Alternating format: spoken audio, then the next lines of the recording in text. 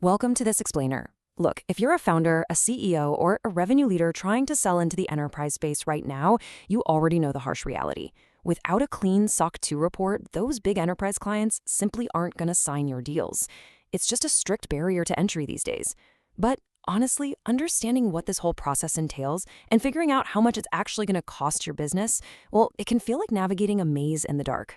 So today, we're breaking down the real cost of becoming SOC 2 compliant. We're going to look directly at what it takes, what you'll realistically spend, and exactly why that final number varies so wildly from company to company. Okay, let's dive into this by shifting our mindset right out of the gate. SOC 2 isn't just a security milestone, it's a trust accelerator. It's incredibly common to view compliance kind of like a trip to the dentist, just an annoying, highly technical hurdle you have to get through. But we really need to look at it as a critical, revenue-driving investment. Buyers want absolute proof that their data is safe, and enterprises demand that assurance. Passing this audit is quite literally what unlocks your major partnerships. But the very second a leadership team agrees that they need this trust accelerator, the very next thing out of the CFO or CEO's mouth is always this intimidating question right here. So, how much is this going to cost us, right? It is the giant elephant in the room. And honestly, there's a lot of anxiety around it because the rumors out there throw around some wildly different numbers. And here is the honest, completely unfiltered answer. You're looking at a total cost range spanning anywhere from $20,000 to well north of $250,000. I know, that is a massive, almost unhelpful gap at first glance. But don't panic. We're going to anchor ourselves in this reality and completely demystify this price tag right now, because that enormous range actually exists for very logical, totally controllable reasons. Let's start systematically peeling the onion here and look at the breakdown. This massive total number is actually made up of totally understandable variables.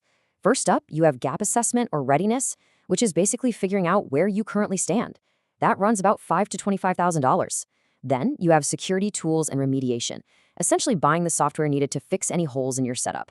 This is a huge swing factor, ranging from $10,000 to over $100,000, depending on what tools you actually need. You've also got policy documentation, governance, risk, and compliance, or GRC platforms that automate the work, and the actual audit firm itself, which will charge somewhere between $20,000 and $60,000. And finally, the big hidden tax, expecting about 100 to 300 hours of your internal team's time. Now, let's see how this builds when we consider the type of audit you choose. A major cost differentiator is Type 1 versus Type 2. A Type 1 audit is essentially a snapshot. It asks, are your controls designed properly today, and takes about 1 to 2 weeks. But Type 2 is time-based. It actually monitors your systems for 3 to 12 months to prove those controls operate effectively over time. While Type 1 is a fantastic foundation, enterprise buyers overwhelmingly demand Type 2, and because it naturally takes longer and requires much more rigorous proof, it's going to cost significantly more. Section 1. What drives the cost? Let's take a look at the key cost factors. So, the crucial point is this. What actually pushes a company toward that $20,000 lean startup side or the $250,000 enterprise side? Well, the most important lever you control is simply that speed costs more. Fast-tracking an audit is exactly like paying for expedited shipping, but for corporate governance. If your sales team is losing deals right now and you need a SOC 2 fast, say in under 3 months, it generally adds a 20 to 40% premium to your budget. Why? Simply because moving that quickly requires premium subscription tiers for compliance platforms, very expensive consultants, and rushed auditor scheduling. Beyond just speed, your organizational scope is a massive multiplier. Consider these factors. The number of employees you have naturally increases your endpoint security licenses. Having multiple business units increases the overall audit scope. A hybrid infrastructure, mixing on-prem servers with cloud computing, drives up review time. And if you have custom apps and complex CI/CD pipelines, meaning rapid, continuous software update cycles, that requires much deeper security reviews. Just think about it. A 12-person SaaS startup running strictly on Google Workspace and AWS can prep for an audit incredibly efficiently. But a 150-person fintech company handling complex, custom-built infrastructure and dozens of vendors, their sheer complexity drastically shifts the price upward. And this breakdown brilliantly illustrates how your execution strategy directly dictates your final budget. You essentially have 3 different paths. First is the leanest, the DIY route plus a GRC platform. You do the heavy lifting internally, and that averages around $20,000. Then there's the middle ground, using a platform plus hiring a consultant to guide you. It's a great balance, averaging around $50,000. And finally, the full service provider. They run the whole shebang for you. It averages over $130,000, but honestly, it is often necessary for complex, highly regulated industries. Where you start matters immensely too, which brings us to your internal maturity level. If your company is at level 1, meaning ad hoc, where you lack basic IT policies, you aren't enforcing multi-factor authentication everywhere, and you have zero change management in place, well, you have a mountain to climb. You will absolutely spend significantly more on remediation engineering and consulting time just to get up to par. Conversely, a level 4 mature company that already has structured policies and a strong existing security culture is going to find the entire SOC 2 process much, much cheaper. And finally, there's the scope of the audit itself. SOC 2 is based on 5 core trust services criteria.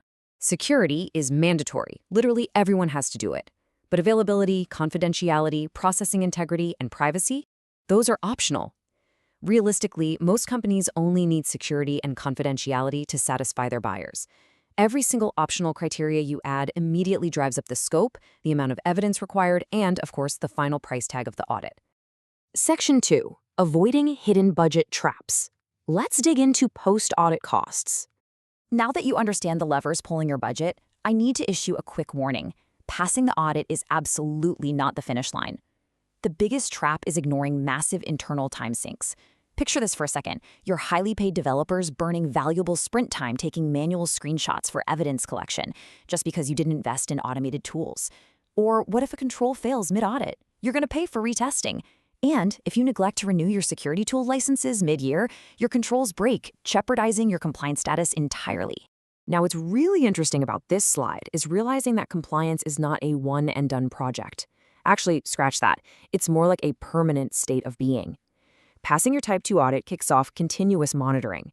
You have to plan for post-audit costs, the annual re-audit every single year, renewing your GRC platform subscription, paying for the security tools that actually keep you compliant, and conducting ongoing vendor risk reviews. This recurring operational expense is absolutely crucial to defend your company against future breaches and keep those enterprise doors wide open. Section 3. A strategic growth investment. Here is your path toward ROI.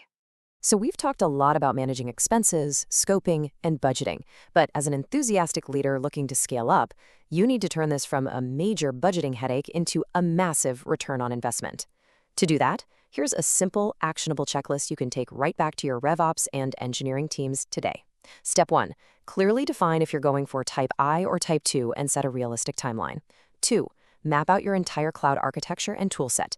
3. Choose a compliance automation platform. Seriously, it will save your developers' sanity. 4. Assign internal owners so there's clear, undeniable accountability for every single control. And 5.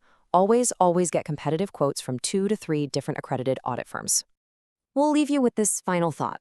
If you treat SOC 2 as just another annoying check-the-box expense, you are going to overspend, underdeliver, and honestly, you'll resent the whole process.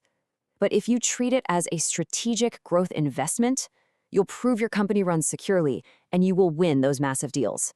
So the big question is, are you going to keep letting enterprise deals slip through your fingers, or are you ready to use SOC 2 as a weapon to shorten your sales cycles and accelerate your growth?